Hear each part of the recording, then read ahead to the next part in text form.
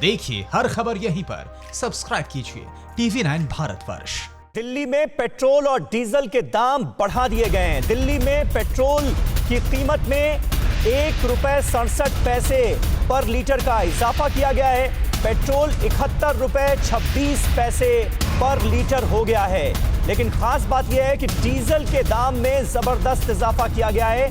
₹7.10 का डीजल के दाम में इजाफा किया गया है। भारी बढ़ोतरी की गई है डीजल के दामों में और दिल्ली में डीजल अब ₹69.39 पर लीटर मिलेगा।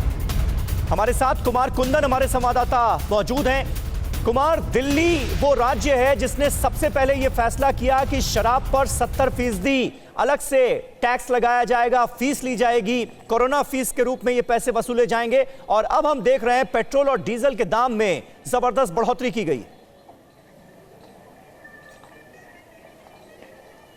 बिल्कुल, वैट के दायरे को बढ़ाया गया है समीर, और एक तरीके से देखें तो दिल्ली वालों पे ये दोहरी मार है। दोहरी मार इस कदर कि एक तरफ जो भी शराब के शौकीन लोग हैं उनमें 70% तक का इजाफा, और उसके बाद पेट्रोल और डीजल पे। दरअसल डीजल के पीछे सरकार की दलील यह भी है कि दिल्ली में चूँकि SUV गाड़ियाँ बहुत ज़्यादा हैं, जो लग्जरी गाड़ियाँ बहुत ज़्यादा हैं, और ये गाड़ियाँ डीजल पे चलती हैं, तो इसलिए डीजल पे जो है ज़्यादा बढ़ाया गया है। दूसरी तरफ जो एग्रीकल्चर एक्टिविटीज़ है वो दिल्ली में बहुत कम है, तो सरकार की ये दलील है कि डीजल का कोई बहुत ज़्यादा असर नहीं पड़ेगा। लेकिन चूंकि कल से अगर हम बात करें तो रेड जोन में बहुत सारे एक्टिविटीज़ को सरकार ने खोल दिया है, तो उसकी वजह से लोग गाड़ियाँ लेके निकल रहे हैं। तो निश्चित रूप से डीजल और पेट्रोल की जो खपत है वो कल से काफ़ी ज़्यादा बढ़ गई है, और सरकार को एक आय का नया साधन जुटाने का मौका मिला है। इसको भी एक तरीके से कोरोना सेस के तौर पे देखा जाए, जिसमें वैट के दायरे को बढ़ाया गया है, और इस तरीके से पेट्रोल पर, डीजल पे ₹7 के आसपास और पेट्रोल पर ₹1.67 के आसपास का जो है वो एक तरीके की कीमत में बढ़ोतरी देखने को मिली है। सरकार ऐसा दावा कर रही है कि चूंकि दिल्ली का खजाना, अगर आपको याद होगा 2 दिन पहले ही अरविंद केजरीवाल ने इस बात का ऐलान किया था कि उसकी आमदनी महज 200 से 300 करोड़ रुपए तक रह गई। स्थिति ये है कि वो अपने कर्मचारियों को सैलरी तक देने की स्थिति में नहीं है। तो ये स्थिति से निपटने के लिए सरकार ने इस तरह के कुछ फैसले लिए हैं। तो निश्चित रूप से जनता के ऊपर जनता का ही बोझ है, और जनता को ही अपनी पैसे सरकार को देना है। मेरी सुबह में लोगों से बात हो रही थी, उनका कहना था जहां आमदनी और खर्चा रुपया वाली। कुमार बने रहे हमारे साथ। घनेंद्र भारद्वाज इस वक्त मौजूद हैं, आम आदमी पार्टी के स्पोक्स पर्सन हैं।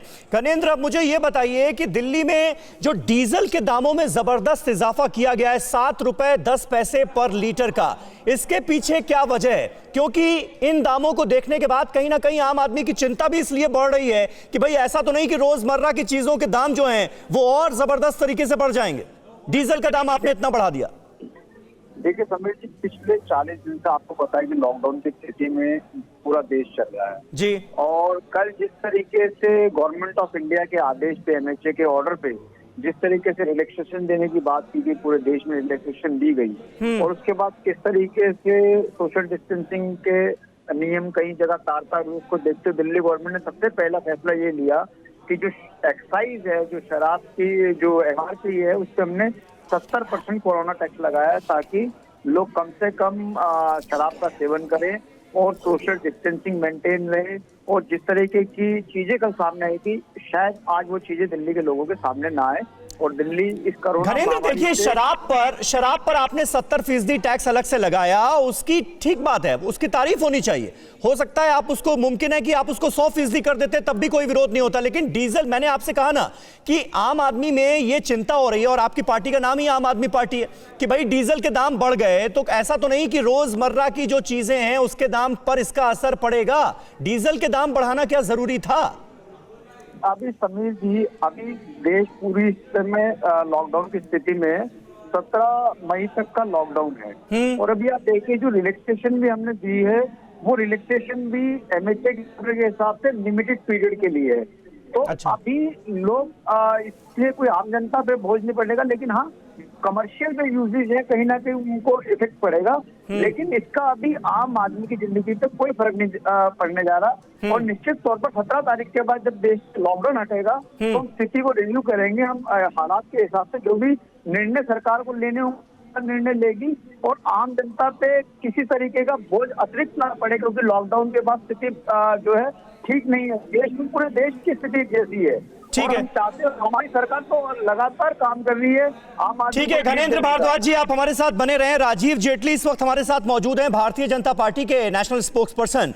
राजीव जी, 1.67 रुपए पेट्रोल के प्राइस में और 7 रुपए 10 पैसे का भारी इजाफा डीजल के दाम में किया गया है। क्या आपको लग रहा है कि इससे आम आदमी की जेब पर कुछ असर पड़ेगा, या आप इस फैसले को किस तरह से देख रहे हैं? देखिए, पहले तो मैं स्पष्ट करना चाहता हूं कि ये डीजल और पेट्रोल के रेट ये प्रेरोगेटिव्स होते हैं, विशेषाधिकार है राज्यों के पास, वो कितना रखना चाहते हैं, कितने नहीं रखना चाहते।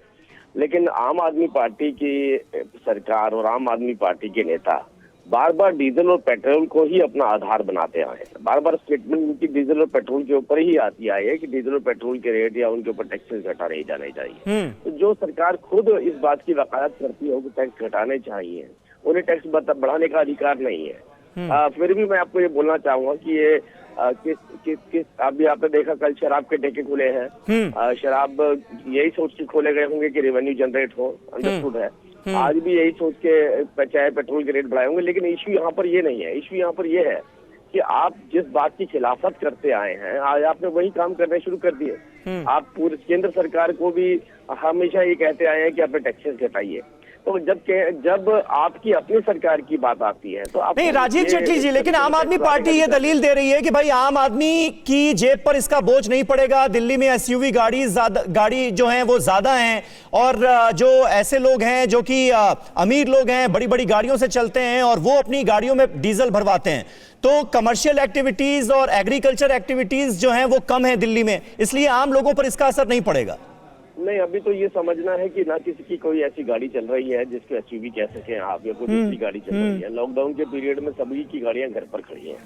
तो अब सीधा सीधा इसका असर जो पड़ेगा केवल उन वाहनों पे पड़ेगा जो वाहन रोजमर्रा की जरूरत के सामान लेकर के आते हैं जी। वो जो दिल्ली में मूव करते हैं, दिल्ली से बाहर मूव करते हैं। तो ये इससे पीछे नहीं हटा जा सकता कि खाद्य वस्तुओं के ऊपर जो गरीब व्यक्ति खरीदता है वो सीधा सीधा उसकी जेब पर इसका फर्क पड़ेगा। चलिए, शुक्रिया राजीव जेटली जी हमसे बातचीत करने के लिए। घनेंद्र भारद्वाज आम आदमी पार्टी के प्रवक्ता हमारे साथ थे। उनका ये कहना है कि आम आदमी की जेब पर इसका बोझ नहीं पड़ेगा, लेकिन बीजेपी के प्रवक्ता जो हैं वो ये कह रहे थे कि कहीं ना कहीं इसका असर तो पड़ेगा। खाद्य वस्तुओं के दाम जो हैं उसमें कहीं इजाफा ना हो जाए, ये चिंता जरूर है डीजल के दाम में जबरदस्त बढ़ोतरी के बाद।